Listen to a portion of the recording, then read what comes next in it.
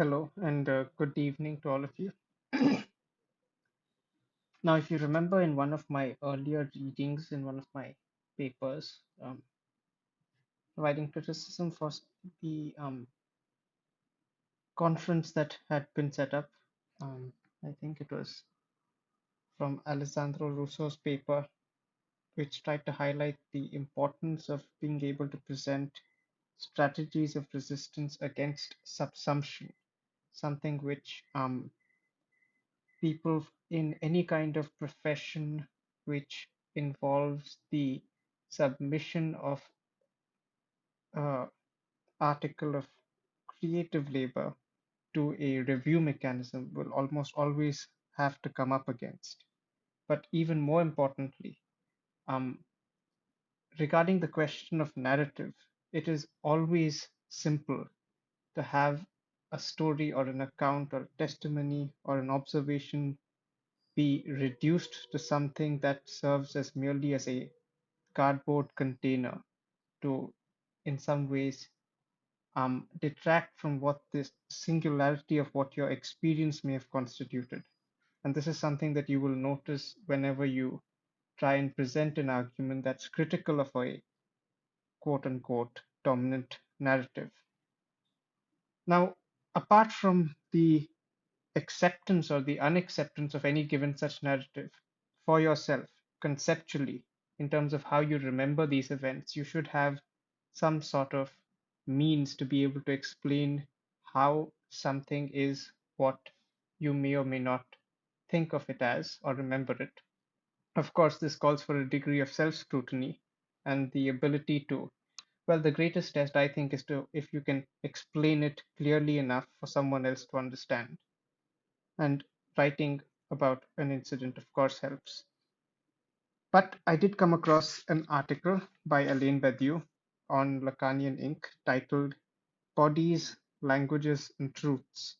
I think this was initially a paper delivered at an Australian university, maybe Victoria University in 2006.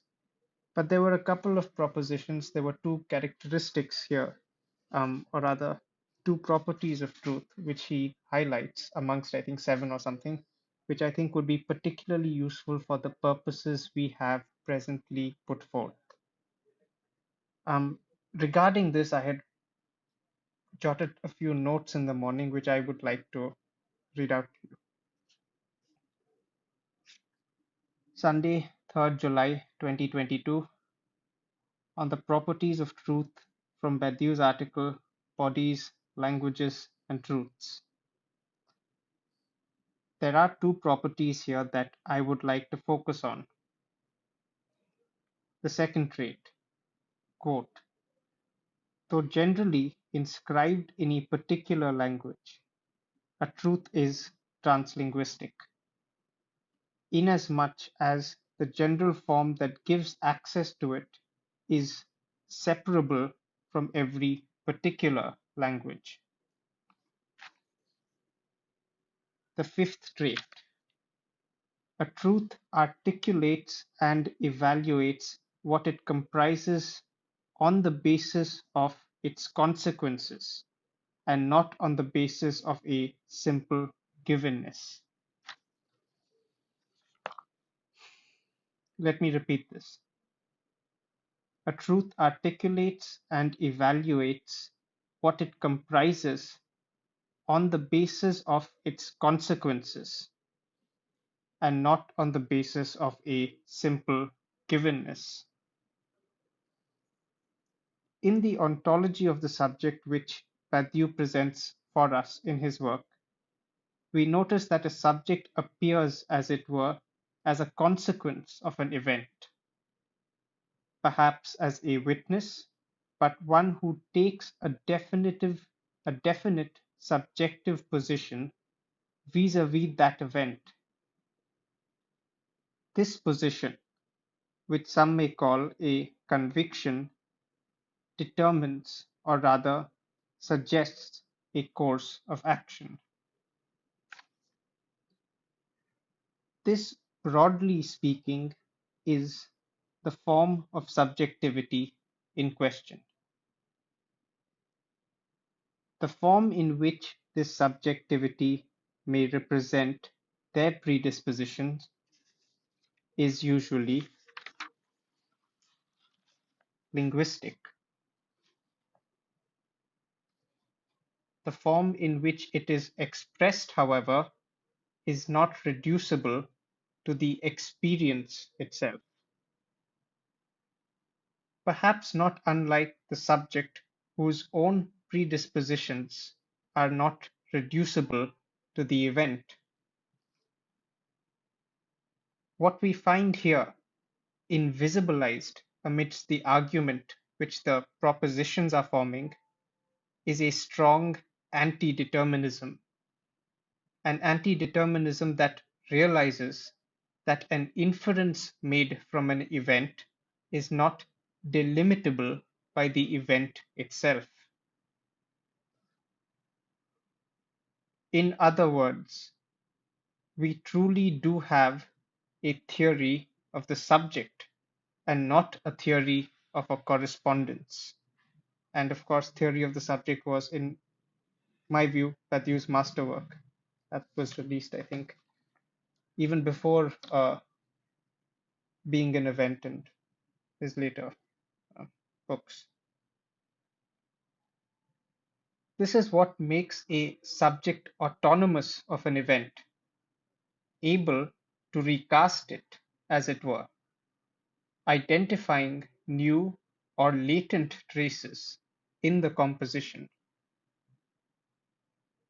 Badiou puts it like this: democratic materialism sees paramount the right to live his or her sexuality. In other words, quote, one is free if no language comes to prohibit individual bodies to deploy their own capacities. End of quote. Materialist dialectics, however, cannot rest with such a proposition.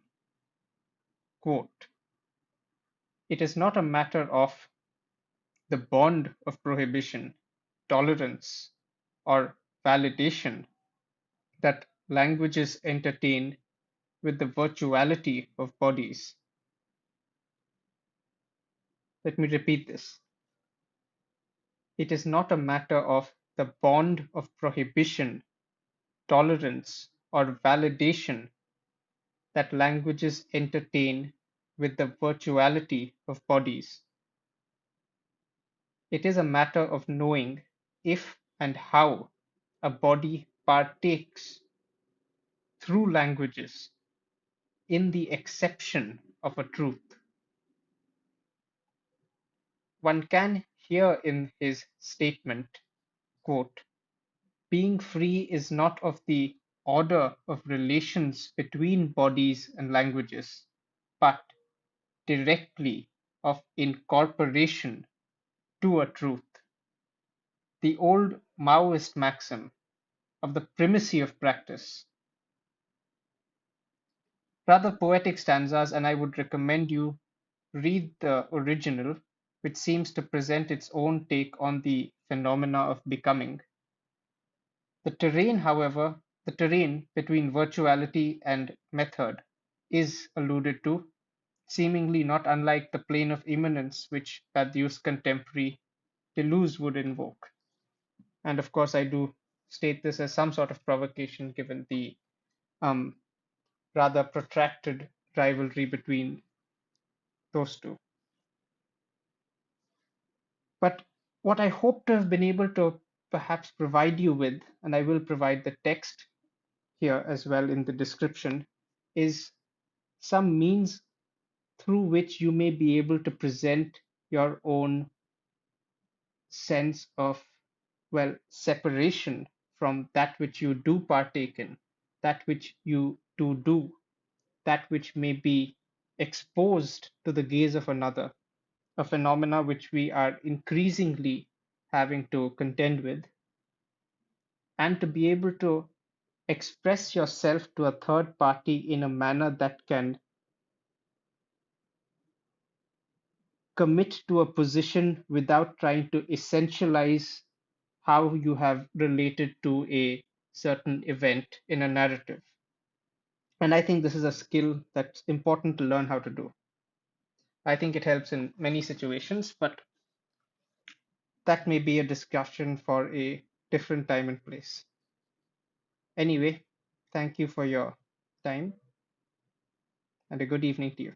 Bye bye.